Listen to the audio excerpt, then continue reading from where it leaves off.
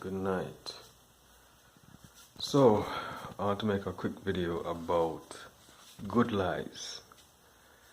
So, I was talking to a friend a couple days ago, and she said she was a Sunday school teacher, and she stopped because one day a student of hers asked her, "Is there ever a time to tell a good lie? Is there ever a time to lie?" And she, being a Sunday school teacher, she said, yeah, sometimes you have to tell a lie for a good reason. And then the student asked her, well, isn't lies aren't all lies bad? And that shook her up. So she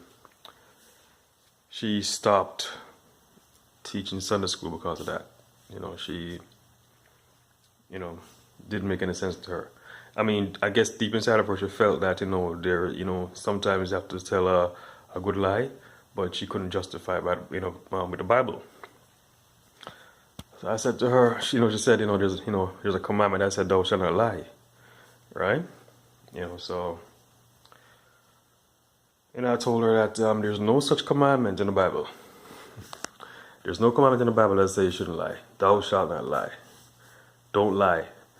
We hear it all the time from, teachers that says, you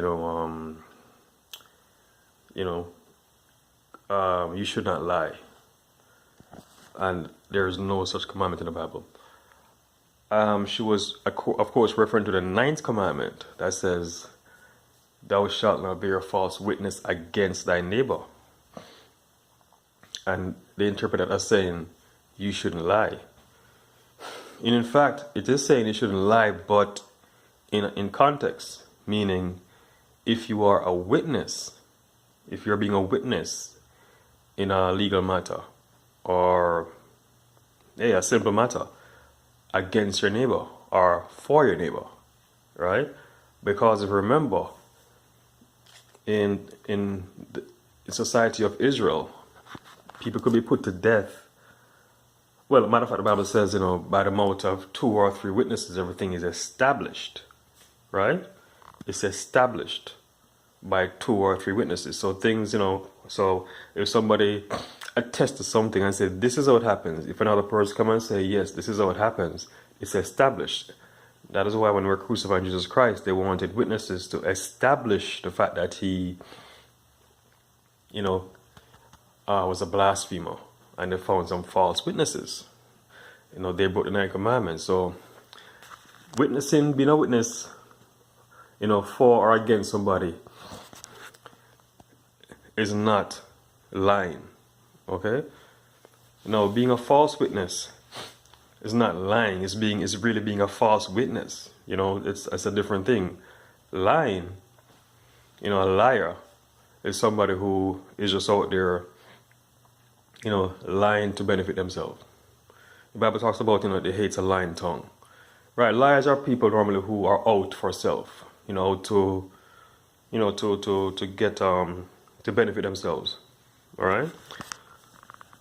But you can say, well, okay, if somebody's been a bad witness or an evil witness against your neighbor, isn't that lying, Yes, it is lying, but again, it's an evil lies. It's like lying for what's there to gain, but for a person to tell that lie. So the person is lying, for a selfish gain. There are good lies. The simplest example is in the Bible with Rahab, the harlot, who hid the spies from Israel that came to spy out Jericho, and when her fellow countrymen came and asked her, where are the men that came out to spy out the land? And she said, they left already, and if you leave now, you can catch them. They left that way. But she had hid them on top of her roof. This same Rahab was in the lineage of Jesus Christ because of that lie. And matter of fact, she was praised in the New Testament, I think twice, for what she did.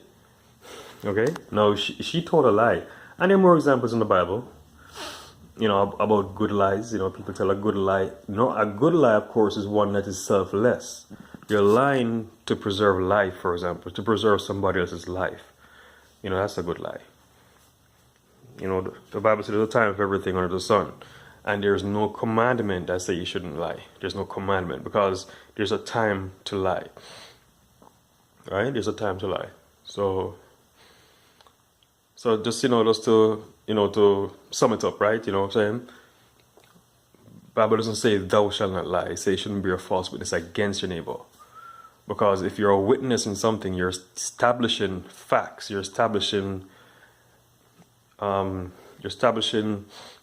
events that will lead to certain consequences, right? So if you're being a witness against somebody, it's a very serious matter, right? That's what the Bible said, right?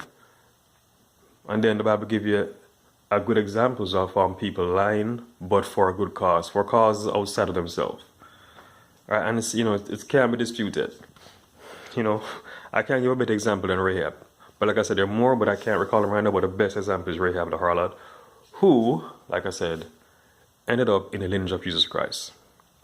Okay? So she shouldn't have stopped being a Sunday school teacher. What she felt inside, that sense of, I don't know, justice, to say, okay, immediately, yes, there's a good reason to lie. But she couldn't